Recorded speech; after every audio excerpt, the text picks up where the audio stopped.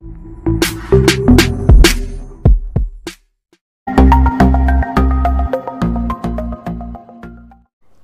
అండి, ఎలా ఉన్నారు అందరూ? బాగున్నారా? మీ అందరికీ అమ్మవారి ఆశీస్సులు ఎల్లప్పుడూ ఉండాలని కోరుకుంటూ ఈ రోజున ఒక మంచి పరిహారంతో మీ ముందుకు వచ్చాను. చాలా ఈజీగా ఉండే శక్తివంతమైన ఒక పరిహారం గురించి తెలుసుకోబోతున్నాం. ఈ పరిహారాన్ని మీరు చేసుకోవడం వల్ల మీ మనసులో ఉన్న ప్రతి కోరిక కూడా నెరవేరే మార్గాలను చూపిస్తుంది. ఎలాంటి సమస్యల నుంచి అయినా సరే మీరు బయటపడవచ్చు. అంటే అవి ధన సమస్యలు కావచ్చు, డబ్బు సమస్యలు, అలానే ఆరోగ్య సమస్యలు కావచ్చు, కుటుంబ సమస్యలు కావచ్చు, ఎలాంటి వాటినైనా సరే, అంటే వాటి నుంచి అయినా సరే బయటపడే మార్గాన్ని చూపిస్తుంది ఈ పరిహారం. అయితే ముందు ఈ పరిహారం నియమాల విషయానికి వద్దామండి. ఈ పరిహారాన్ని ఆడవారైనా మగవారైనా ఎవరైనా చేసుకోవచ్చు. ఇక ఆడవారు నెలసరి సమయంలో ఉన్నప్పుడు మాత్రం చేయకండి మీరు. ఈ పరిహారంలో విషయంగా మన వంటగదిలో ఉండే పదార్థాలని మనం ఇక్కడ వినియోగించుకోవాలి. ఇంతకీ ఈ పరిహారానికి కావాల్సిన పదార్థాలు ఏంటో ముందైతే చూద్దామండి, తర్వాత మిగతా వివరాలన్నీ కూడా చూద్దాం. అల్లం కావాలండి, అలానే కాస్త పసుపు కావాలండి, ఇంకా ఒక కాపర్ గ్లాస్ నిండుగా నీళ్ళు తీసుకోండి. అంటే అది కాపర్ గ్లాస్ అయినా పర్వాలేదు, లేదంటే కాపర్ చెంబైనా పర్వాలేదండి, లోట అయినా పర్వాలేదు, నిండుగా నీళ్ళు తీసుకోవాలి దాని నిండుగా. ఇక పరిహారాన్ని ఎలా చేయాలి, ఎప్పుడు చేయాలి, ఇవన్నీ కూడా చెప్తానండి. దానికన్నా ముందు చాలామంది సమస్యల గురించి అడుగుతున్నారు కదండి. అనేక సమస్యలకు సంబంధించిన పరిహారాలు చాలా ఉన్నాయండి మన ఛానల్లో. అంటే ఒక సమస్య మీదనే ఎన్నో పరిహారాలు ఉన్నాయి. ఎవరైతే సమస్యలతో బాధపడుతున్నారో మీరు ఒక్కసారి ఛానల్లోకి వెళ్ళి చూడండి. అంటే మీ సమస్యకు తగినది మీరు చేయగలిగేదాన్ని ప్రయత్నం చేయండి.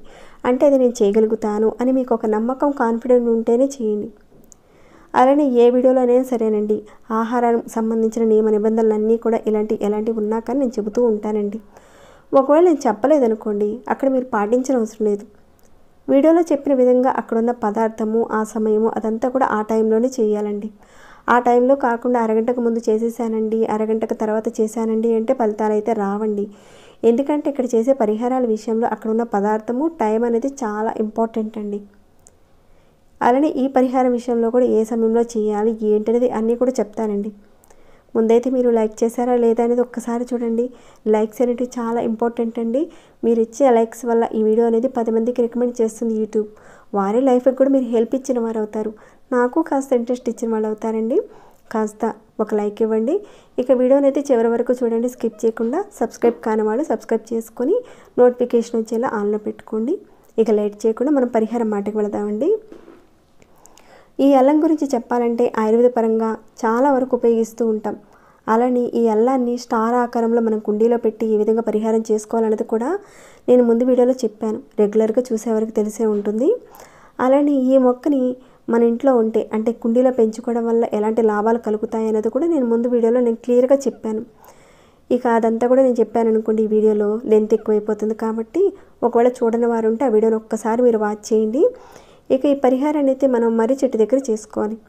అయితే దేవతా వృక్షాలను మన ఇంట్లో పెంచుకోవడం వల్ల కలిగే లాభాల గురించి కూడా మన పూర్వీకులు చాలా వరకు చెప్పారండి. ఈ అల్లాన్ని మనం ఔషధంగా వాడుతూ ఉంటాం, లక్ష్మీ ప్రధానం కూడా అండి. ఈ అల్లాన్ని మనం ఒక శుక్రవారం రోజున కుండీలో కానీ పెరట్లో కానీ చక్కగా పెట్టుకోండి. పెట్టిన తర్వాత కొద్దిగా నీళ్లు పోసి సాంబ్రాణి ధూపాన్ని చూపించండి.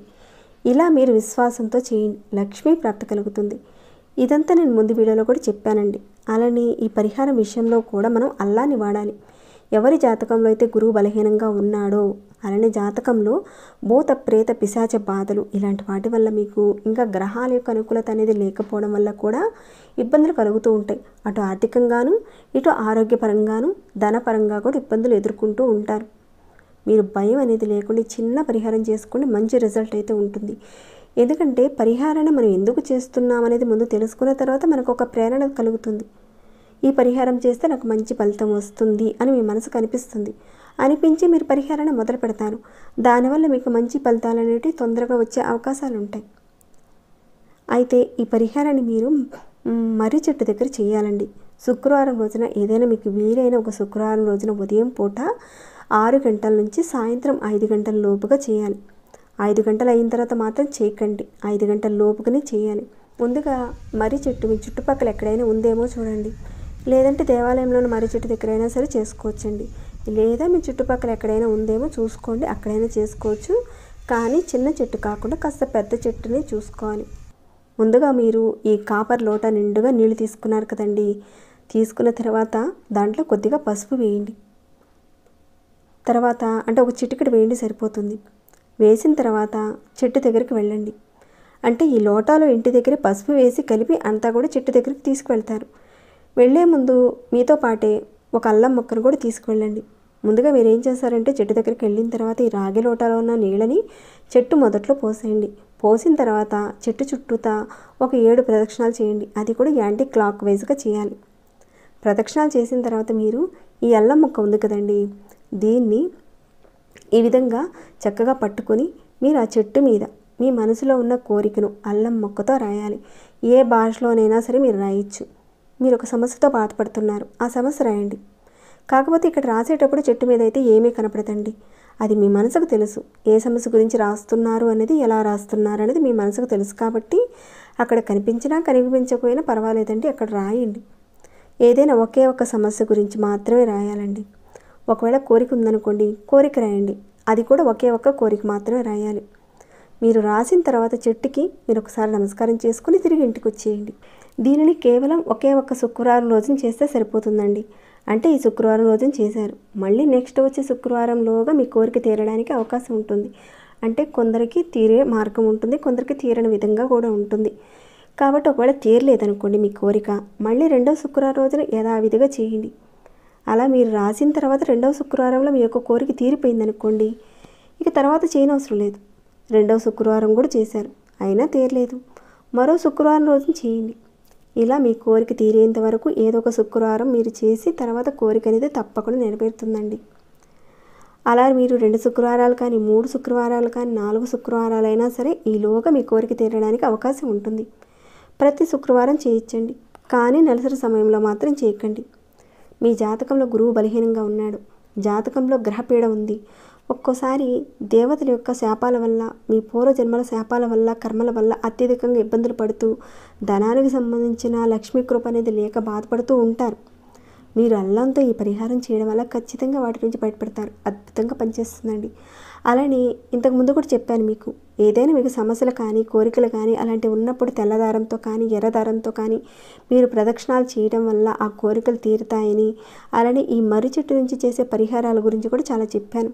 మన పురాణాల్లో కూడా చాలా వరకు వివరించబడిందండి, దేవతలు ఈ మర్రి చెట్లో ఉంటారు అని. కాబట్టి మన ఇంట్లో చక్కగా మనం ఈ చెట్లను పెట్టి పెంచుకోవచ్చండి. మనం ప్రకృతితో కలిసి ఉన్నప్పుడు మనకు ప్రకృతి సహాయం చేస్తుంది. భగవంతుడి యొక్క కృపాకటాక్షాలు మనకు కావాలంటే ఖచ్చితంగా మొక్కలు పెంచి మనం పోషించాలి. ఇప్పుడు చెప్పుకున్న సమస్యలు ఉన్నవారు, కోరికలు ఉన్నవారు తప్పకుండా ఈ పరిహారాన్ని చేసుకోండి. మీకున్న సమస్యల నుంచి మీరు బయటపడాలని, మీ కోరికలు నెరవేరాలని ఆ భగవంతుడిని ప్రార్థిస్తూ ఈ వీడియో నేను ఇంతటితో ముగిస్తున్నాను. ఇంకేమైనా డౌట్స్ ఉంటే అడగండి, తప్పకుండా రిప్లై ఇస్తాను. ఇక ఈ వీడియో మీకు ఉపయోగపడిందా లేదా ఏంటి అనేది కూడా కామెంట్ రూపంలో నాకు తెలియచేయండి. ఇలాంటి ఉపయోగపడే వీడియోస్ 10 మందికి చేరి వాళ్ళకు ఉపయోగపడేలా షేర్ అండ్ లైక్ చేయండి. సబ్స్క్రైబ్ కాని వారు ఎవరైనా ఉంటే సబ్స్క్రైబ్ చేసుకుని ప్రతిరోజు మన ఛానల్ నుంచి వచ్చే వీడియోస్ని వాచ్ చేస్తూ ఉండండి. మరొక భక్తి వీడియోలో మళ్ళీ మిమ్మల్ని కలుసుకుంటాను. అంతవరకు సెలవు.